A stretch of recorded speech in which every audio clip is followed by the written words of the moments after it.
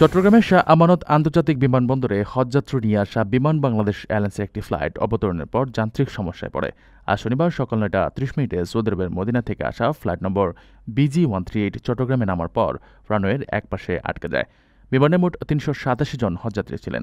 বিমান অবতরণের পরপরই যান্ত্রিক ত্রুটি দেখা দিলে বিমানবন্দরের উড্ডয়ন ও অবতরণ কিছু সময়ের জন্য বন্ধ রাখা হয়। ঘটনার পরপরই বিমানবন্দর কর্তৃপক্ষ, সিভিল এভিয়েশন ও বিমানের প্রকৌশলীরা একসঙ্গে কাজ শুরু করেন। প্রায় ২ ঘণ্টা চেষ্টার পর সকাল ১১টা ২০ বিমানটিকে নিরাপদে সরিয়ে নেওয়া হয়। এই কারণে কয়েকটি ফ্লাইট দেরিতে ছেড়েছে, তবে কারো কোনো ক্ষতি হয়নি। হজযাত্রীরা সবাই সুস্থ ও নিরাপদে ছিলেন। বিমান বাংলাদেশ এয়ারলাইন্স জানায়, যান্ত্রিক সমস্যা যে কোনো সময় হতে পারে, তবে যাত্রীদের নিরাপত্তা আমাদের সবচেয়ে গুরুত্বপূর্ণ বিষয়।